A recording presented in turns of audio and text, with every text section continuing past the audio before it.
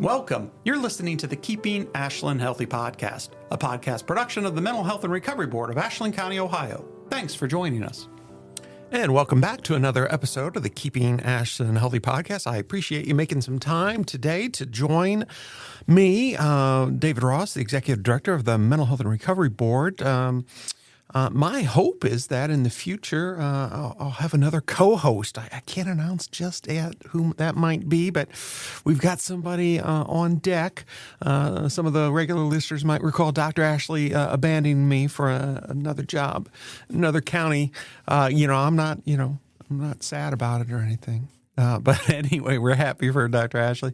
But I'm excited about another co-host that might be joining me. But for now, you're stuck with me, audience. And that's okay. That's okay. Welcome to 2026. We've done a few episodes on preparing, looking back, but then also looking forward to the new year and some things to possibly consider as you're preparing for 2026, maybe doing some things a little bit differently or enhancing maybe what you're already doing. In that vein, I read a fascinating piece by Dr. Roger McFillin. Now, don't text me. I didn't say McLovin. This is not Superbad. This is Dr. Roger McFillin, a totally different person than McLovin. So he wrote this paper entitled, and again, I'll link to this in the episode description, Depression They Don't Teach in Medical School. And again, I can't do it justice in the time for the program, but there were some pieces that I thought Ashland County should be aware of and really think through. Like me, you're not going to agree with everything he said in the paper, although I have to admit I agreed with a lot of it. Read it for yourself. There'll be a link to the whole thing in the episode description, but I want to go over some of the things that I think dovetail nicely with other episodes of the podcast, other things that our provider agencies, Appleseed, Catholic Charities, and Acada are doing, and I know they support, as well as the support of the board in our three legs approach as we articulated that approach in our human community document, and that's, again, available for download on our website, ashlandmhrb.org, into the About Us tab. You can learn all about what I mean when I talk about our human community and those kind of just beliefs and approaches that are critical for our board in the way we fund our agencies. And again, we've talked about that before. But the paper and what I want to talk about today really focused in on depression, but really you could replace depression with your favorite label. And we want to talk about in a way that maybe you've not heard often, and that's what was attracting to me about the paper. It's, Dr. McFillin wrote in a way that's not typical. He made the point that how people make sense, and again, I always slow down when I think that I'm saying something profound or whoever I'm quoting said something important that I want to make sure you get. How people make sense of what's happening in their lives may matter just as much as what's actually happening to them. So how people make sense of what's happening in their lives may matter just as much as what's happening. So let's unpack that as we go through his paper and my summary of it. So this, it was inspired by his Depression They Don't Teach in Medical School. And kind of the central idea is this. He argues that many people sink into despair when they come to see life as something that is happening to them, okay? Life is something that happens to them. It's random. It's unfair. It's meaningless. I'm sure you've said it yourself or somebody who've said, it's like, why me? Why is this happening to me? I've said that, so I can relate. But he poses this question. What if instead we considered the possibility that life is happening for us? Okay? You see the difference there between to us, for us. And now he goes on to clarify. Now, and I would say the same thing. That doesn't mean we're not saying pain is good. We're not saying that suffering is deserved. That's not really the focus. The focus is And it doesn't certainly mean that we should deny hardship or pretend everything is fine. But it does mean that how we interpret suffering deeply shapes how we carry it. That's an interesting expression. How we interpret suffering deeply shapes how we carry it. You have maybe heard that old expression, and it is an old one, that adversity reveals character, right? We often look back at some of the most trying times in our lives and recognize that while it was not fun in the moment, it wasn't a joy. It wasn't something we particularly looked forward to in retrospect, right? With the advantage of time, we see the value of it, of the struggle, of the adversity, of the pain even, and that we wouldn't be the individuals we are, the people we are, if it weren't for that struggle.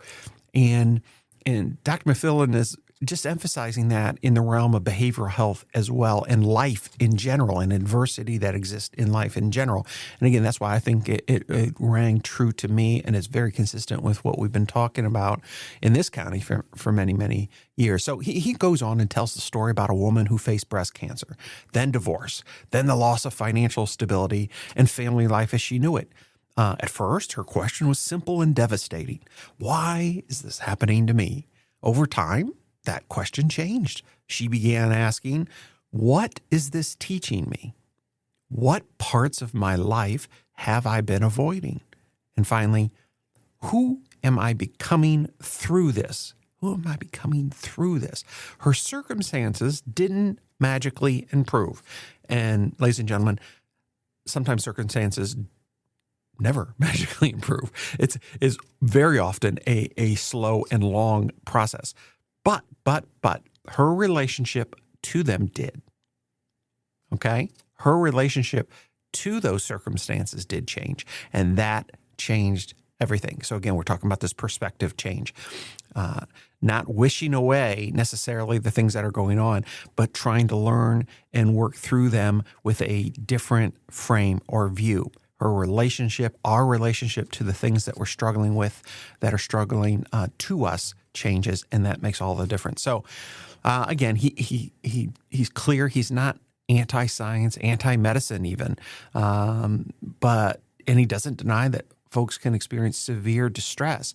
But he is critiquing, I think, the culture that exists that labels nearly all suffering as pathology. Now, again, this is a hobby horse you've heard me talk about, and I will probably stay on that hobby horse for as long as I'm in the field, that yes, there have been some forces within the U.S. culture in particular, and there's industries, whatnot, that benefit greatly if we can turn all suffering into pathology. And ladies and gentlemen, I just need to really caution you if you have that approach. Human life has existed, and suffering has existed with it from the very get-go. So suffering, there is a portion of all of our lives that's going to involve suffering. So we can't label all suffering as pathology. If we do that, I think you'll see some of the things that we've noticed in this country with the number of young people on psychiatric medications being started on these drugs earlier and earlier. Inability to develop resilience, to face the struggles, the suffering that occur naturally over the course of a lifetime. So grief, burnout, loneliness, despair, all right, these are sometimes treated as disorders rather than signals, and that's a point he makes. So grief, burnout, loneliness, despair, other things of this nature, rather than seeing those as disorders, why are we not looking at those things as signals? Our body giving us signals that something's going on. Maybe it's a message in life, in our lives, that we need to pay attention to, not dull through the use of psychiatric medications, most of which are sedating, depressing, numbing in their action. Their method of action primarily is that way. And that's a way to not deal, and that's a way to suppress those signals. But what if we see that as something that needs attention, then we give it that attention, okay? I think one of the things I've said it before, I love about working in Ashland County is every day I get to see people who find meaning through their faith, their families, their work, their service. I see this every day in the work I do, and I know how critical that is, and that's why I champion it, I spotlight it, I support it. I want to encourage everybody that these things, faith, family, work, service, these things are critical. And I want to encourage any provider or organization or group that promotes these things, because I know the preventive resiliency building capacity of those things. So research and experience tell us something important, right? People with purpose tend to weather suffering differently. I did a couple podcasts recently on this as we talked about human flourishing and some of the work they're doing in Harvard and some of the books out there recently. But people with purpose tend to weather suffering differently. Okay.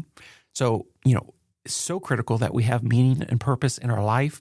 Meaning doesn't remove pain that we might be experiencing, but it does give pain somewhere to go. Think about that. Meaning doesn't remove pain, but it gives pain somewhere to go. So again, maybe ask yourself, instead of asking, why is this happening to me? We might try asking, what is this asking of me? Okay? Instead of, why is this happening to me? We might ask, what is this asking of me? Instead of, how do I escape this pain? We might ask, what needs to change? Again, we're seeing pain then as a signal. We pay attention to that signal and we say, what needs to change? What might I need to change in my life so I can deal effectively with the signal, in this case, pain, that I'm experiencing? Okay? Again, Dr. McFillin says in his paper, and I agree, it's not replacing all therapy at all time for all individuals. There certainly is a place, obviously, for the professionals and therapy. I mean, that is the work of the board. We contract with Acada, Appleseed, and Catholic Charities. They provide these very things. But as you know, I'm not shy to say, I want to make sure that the system that the board funds is the right size and it's meeting the right needs. The board is not in the business of generating business. All right. So that might sound strange to you all, but I hope in this community that rings positive and you support that.